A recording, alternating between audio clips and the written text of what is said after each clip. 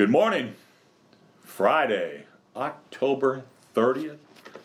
Wise words from Waldo. I began this week's devotion with a daily devotion on Monday about forgiveness. And I want to end this week's devotion on the same subject, forgiving others. Here's two true stories to illustrate.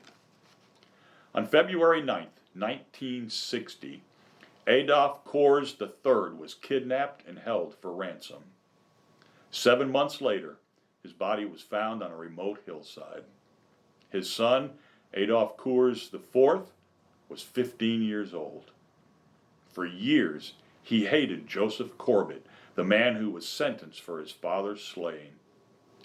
In 1975, Adolf became a believer. Having received God's forgiveness, he knew that he had to forgive his father's killer. And so one day, he visited the maximum security prison in Colorado and requested to see Corbett. But Corbett refused. Kors left a Bible and a note for him.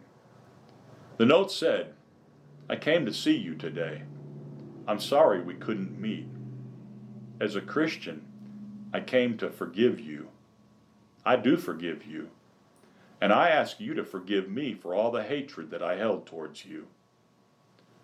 You know, only Jesus can bring that kind of attitude in someone's life. Here's another story, a true one. In 1830, George Wilson killed a government employee. He was tried and sentenced to be hanged. However, President Andrew Jackson sent him a pardon. But Wilson did a strange thing. He refused the pardon. No one knew what to do. The case was carried to the Supreme Court.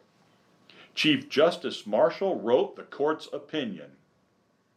"A pardon is a slip of paper, the value of which is determined by the acceptance of the person to be pardoned.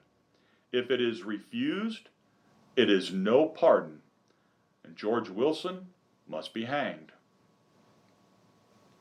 And he refused and was hanged. Two stories about forgiveness. One tells us that we're to forgive others like God forgives us. Is there someone you need to forgive?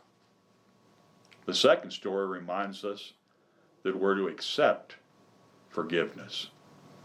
If someone has forgiven you, don't let guilt consume you.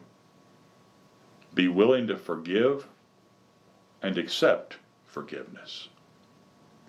Now stop and think about that.